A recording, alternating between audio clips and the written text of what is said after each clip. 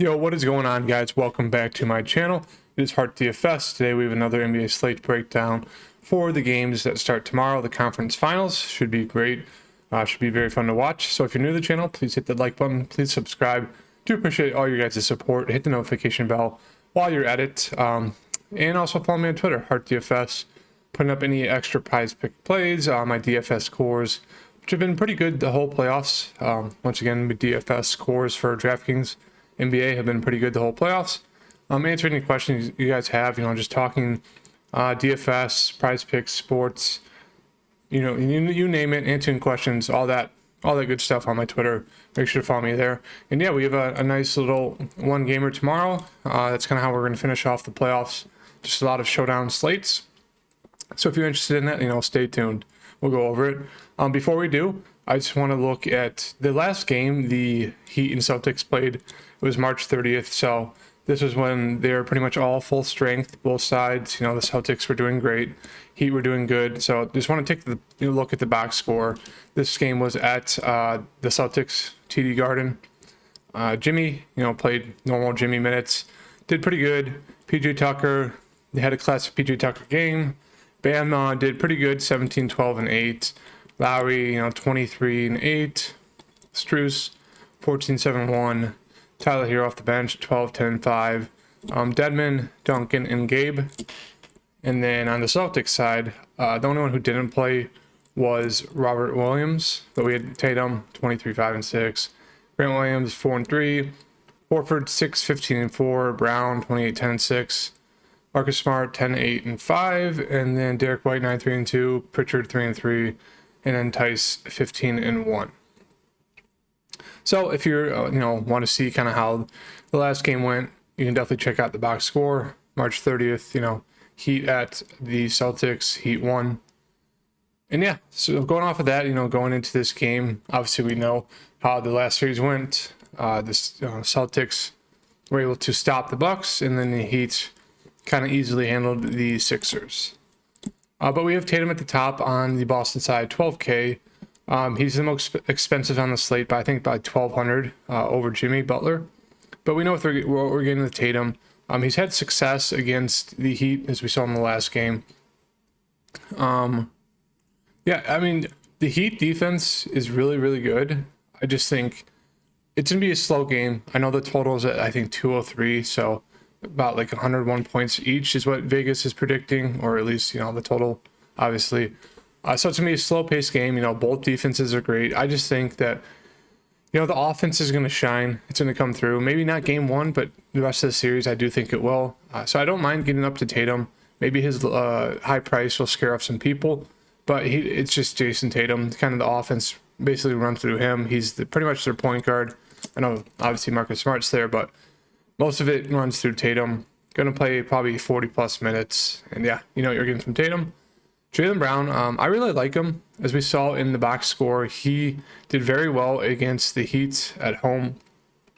I know either they're going to have PJ Tucker or Jimmy on Tatum, and then maybe they'll have the other one on Brown. But I just think Brown is going to be in that position to kind of lead the team. I do think they're going to try to stop Tatum. And with the emergence of Grant Williams, I do think that, Jaylen Brown's going to have as much opportunity as he can handle in this series of kind of leading the team. I do think the Heat are going to try to focus on stopping Tatum and then just kind of letting Brown do what he wants. We'll have to wait and see for game one, but that's kind of the route I'm leaning towards. So I do really like Jaylen Brown at this price. I also really like Al Horford. I know he's kind of, screwed us in terms of scoring the past 3 games. He was doing amazing, and then for some reason they're just not looking to him. Maybe that changes the series. We'll have to see. But I just really like his upside for the peripheral stats. Rebounds, assists, blocks, steals. He didn't really do much in the peripheral stats for blocks or steals last game, but before that, 4 and 1, 1 and 3, 1, 2 and 0. So he's a guy that can do a lot of damage when it comes to defense, just rebounding, throwing assists.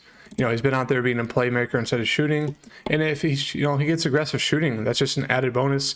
He did great against them earlier in the season, as we saw from the box score. I don't think a lot of people are going to be on him just because of the price. So I really like Al Horford today. Marcus Smart, or not today, tomorrow. I mean, this is an early look. Marcus Smart, we know what we're getting from him. Kind of had in the last game against the Heat at home. This is pretty much the same stat line he had. I think he had like 10, 8, and 5 in that box score. This is pretty much the same. So we know what we're getting from Marcus. It's kind of a streaky shooter, especially from 3. So if he's hitting the shots from there, he's going to do very, very well, into the 40s, high 30s, 40s fantasy point range. But he's going to go out there and play, great defense, get a lot of rebounding opportunities, a lot of assist opportunities, can get you some steals and blocks. So don't mind him at his price, $7,600. I do think people are going to, kind of go to all these guys over Horford. So that's why I would still really like Horford. He is questionable with the foot injury, so I have to keep an eye on that. If he's out, obviously Derek White and Peyton Pritchard become great value plays. But as of right now, I do expect Marcus Smart to play game 1. Grant Williams looks okay. Of course, he plays pretty much the whole game. Shoots it 18 times from 3, makes it 7 times, 27 points, 6 rebounds, 2 blocks. Don't really think you can expect that in this matchup.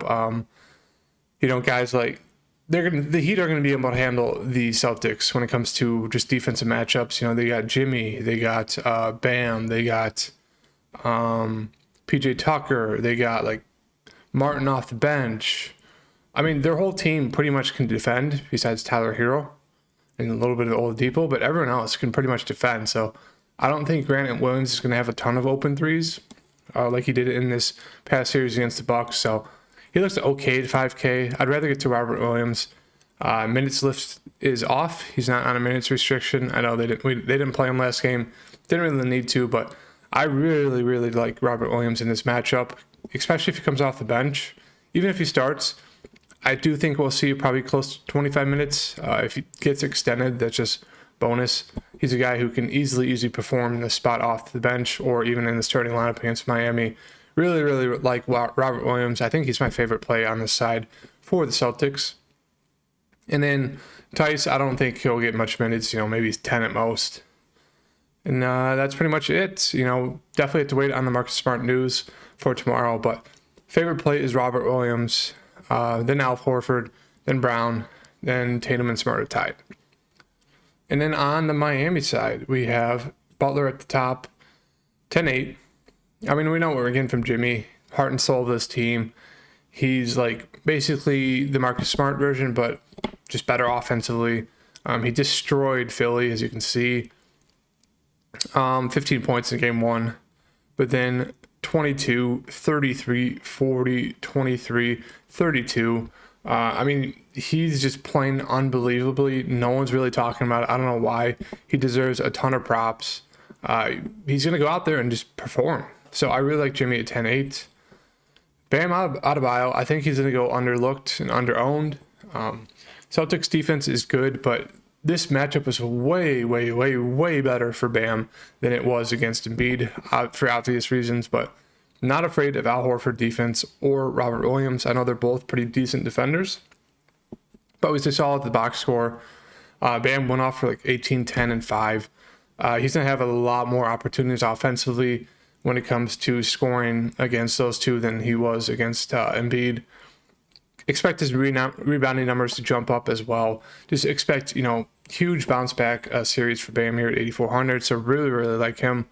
Strus questionable, should play. All these guys on the Heat side are always questionable, but they always play. Don't think you can expect 20, 11, and 5 from Strus. A lot more scoring dependent than the past 2 games show. So I do like him in a kind of a come down area. I mean, maybe 15 points, maybe a few rebounds. So at 7K, I don't know if you had to do it. Seems a little bit forced after the past 2 games from him, but he did have some success against the Celtics during the regular season. Really like Hero, 6,600. Not a great series for Hero against the 76ers. They're kind of able to stop him. Wasn't able to do too much off the bench, but really like this bounce back spot against the Celtics for Hero. I do think we can expect him to get back kind of to Atlanta numbers, 41 points, 23, 21, 36, 49, that's Charlotte, 41. So I do expect, normal Tyler Hero minutes, normal Tyler Hero shots, opportunities. So really, really like Tyler Hero at 6,600. Victor Oladipo looks great as well. He's kind of a new addition to the team. He obviously didn't play in the last matchup versus Celtics, but His minutes have kind of been all over the board. 27, 28, 21, 32, 18, 20. He's a guy who gets a little bit of blowout run as well, but he's been great off the bench. 24 fantasy points, 31. He can score the ball. He can get you some rebounds and assists. So I don't mind taking a shot on him at 6,200. I just do think Tyler Hero is a little bit safer to go to. But I'd rather take a shot on Victor Oladipo than Strus. Kyle Lowry is out, so that definitely means Oladipo is going to see probably 15 plus minutes. Gabe Vincent's going to get the start at 4,200, so going to be the best value play of the day. A little bit better of a matchup when it comes to just scoring the ball. I think for the whole Miami Heat team versus Celtics than the 76ers, even though obviously the Celtics defense way better than 76ers. I just think for some reason it just feels a lot more open. There's going to be a lot more open opportunities. So I really like Gabe Vincent at 4,200 as a value play. PJ Tucker, just don't think you get to do it. Back-to-back good games, kind of like Strus, but I do think they're both going to come back down to their normal amount of 15 to maybe 25 fantasy points. So if you want to go there, you can. I just don't think you have to do it.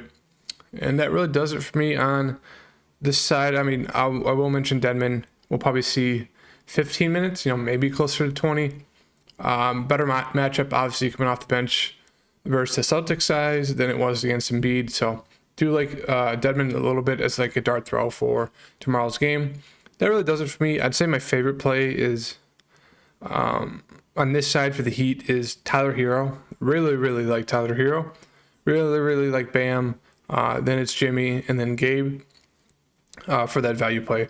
I do think Gabe's probably going to be like 60-70% owned for the Showdown slate with due reason. 4,200, he's the best value play of the day. I do think you can take a dart throw on Dedmon, see if you can extended run, should be able to perform better than he did against the 76ers.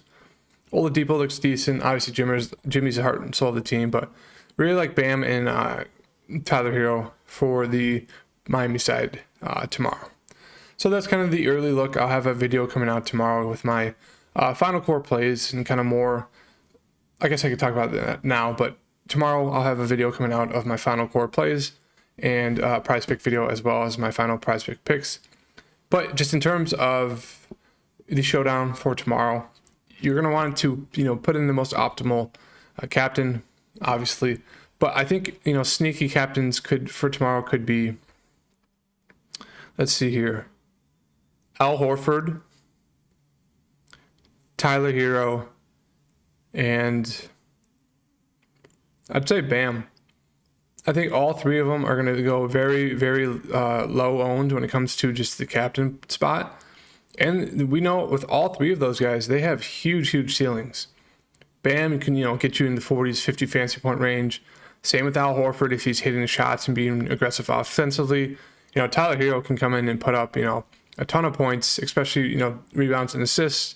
So I think they're all the guys you want to have in the captain spot because they're going to be low owned, have the same ceilings as main guys like Jimmy, Brown, Tatum. So I do really like those guys as the starting for captains. So let's see, we can do let's just throw Tyler Hero in there. I do think you need Bam in one of these guys from the Celtics side, like Brown. Let's